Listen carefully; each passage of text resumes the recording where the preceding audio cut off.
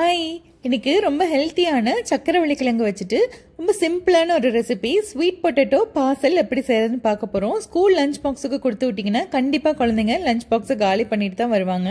அதுக்கு ஒரு பெரிய சைஸ் சக்கரவள்ளி கிழங்கு எடுத்து இந்த மாதிரி துண்டு துண்டா கட் பண்ணி இட்லி தட்டில் வச்சு ஒரு 10 நிமிஷத்துக்கு வேக வச்சு எடுத்துட்டீங்கன்னா நல்ல சாஃப்டா வந்துடும். இதுல இருந்து நம்ம தோலை உரிச்சு எடுத்துட்டு இந்த மாதிரி கையில 1-2 மசிச்சு வச்சிடலாம். அடுத்தது ஒரு பேன்ல ஒரு டீஸ்பூன் அளவுக்கு எண்ணெய் விட்டுட்டு ஒரு 1/4 டீஸ்பூன் கடுகு 1/4 டீஸ்பூன் சோம்பு போட்டு நல்லா இந்த மாதிரி வதக்கி விட்டுறலாம். இப்போ இந்த கடுகு பொரிஞ்சதும் இதில் நம்ம ஒரு பாதி அளவுக்கு வெங்காயத்தை வெட்டி குட்டியாக கட் பண்ணிடலாம். இஞ்சி பூண்டு நான் துருவி வச்சிருக்கேன், இது 2 சேர்த்து 1 டீஸ்பூன் அளவுக்கு சேர்த்துக்கிறேன். உங்ககிட்ட பேஸ்ட் இருந்துச்சுன்னா இஞ்சி பூண்டு பேஸ்ட் 1 டீஸ்பூன் சேர்த்துக்கலாம்.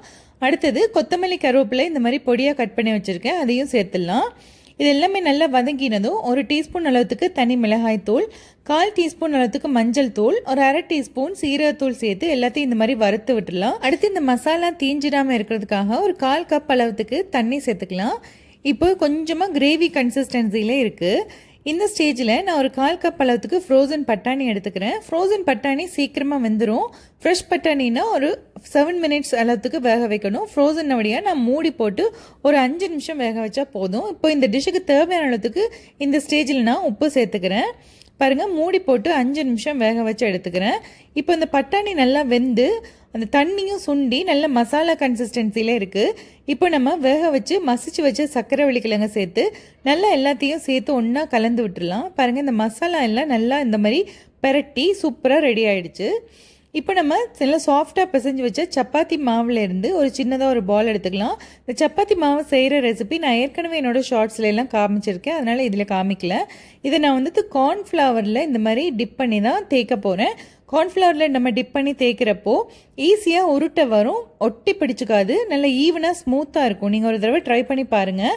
இப்போ சப்பாத்தியை இந்த மாதிரி ஒரு ஷேப்பில் செஞ்சுட்டு நீங்கள் ரெடி பண்ணி வச்சுருந்தா ஃபில்லிங்லேருந்து கொஞ்சம் எடுத்து உள்ளே வச்சுட்டு நீங்கள் இதை சர்க்கிளாக செய்யலாம், ஸ்கொயராக செய்யலாம், இல்லை ட்ரையாங்கிள் ஷேப்பில் செய்யலாம். என்ன ஷேப் வேணுமோ நீங்கள் அந்த ஷேப்பில் செஞ்சுக்கலாம். இது மாதிரி ஈவனாக பரப்பி விட்டுடலாம் அந்த மசாலாவை. இப்போ சைட் எட்ஜஸ்லாம் கொஞ்சமாக தண்ணி சேர்த்துக்கிறேன். தண்ணி சேர்க்கிறப்போ இந்த மாவு வந்து சீக்கிரமாக ஈஸியாக ஒட்டி பிடிச்சிக்கும். இப்போ கொஞ்சமாக ஸ்லைஸ் சீஸ் எடுத்து, என் பையனுக்கு ஸ்லைஸ் சீஸ் பிடிக்கும், அதனால நான் இதை சேர்த்துக்கிறேன். இது ஆப்ஷனல் தான், உங்களுக்கு வேணும்னா இந்த ஸ்டெப்பை ஸ்கிப் பண்ணிடலாம். இப்போ இந்த மாவை எடுத்து நல்லா இந்த மாதிரி மடித்து சைடில் எல்லாம் அப்படி அழுத்தி ஒட்டி விட்டிங்கன்னா அந்த தண்ணி போட்டிருக்கிறதுனால அது ஈஸியாக ஒட்டி பிடிச்சிக்கும், பிரிஞ்சு வராது.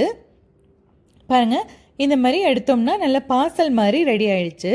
இப்போ இதை நம்ம சுட்டு எடுக்கிறதுக்காக சூடான ஒரு தோசைக்கல்லில் கொஞ்சமாக நெய் சேர்த்துக்கிறேன். நீங்கள் வேணும்னா எண்ணெய் கூட யூஸ் பண்ணிக்கலாம்.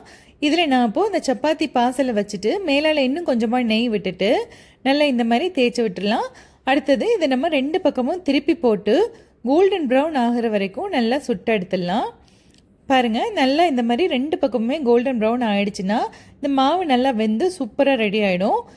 இதை நம்ம ஸ்கூல் லஞ்ச் பாக்ஸுக்கு பேக் பண்ணிடலாம். இன்னைக்கு என் பையனுக்கு நான் இந்த மாதிரி 2 பார்சல் ரெடி பண்ணியிருக்கேன். அதை நான் இந்த மாதிரி பாதியாக கட் பண்ணி வச்சுருக்கேன். ஃபர்ஸ்ட் ஸ்நாக்ஸுக்கு மாம்பழமும், செகண்ட் ஸ்நாக்ஸுக்கு ரிங் முறுக்கும், கொஞ்சம் பாதாமும் வச்சுருக்கேன். இந்த ரெசிபியை நீங்களும் உங்கள் குழந்தைங்களுக்கு ட்ரை பண்ணி பாருங்கள். பிடிச்சிருந்துச்சுன்னா கண்டிப்பாக கமெண்டில் சொல்லுங்கள். இன்னொரு வீடியோவில் பார்க்கலாம். பாய்.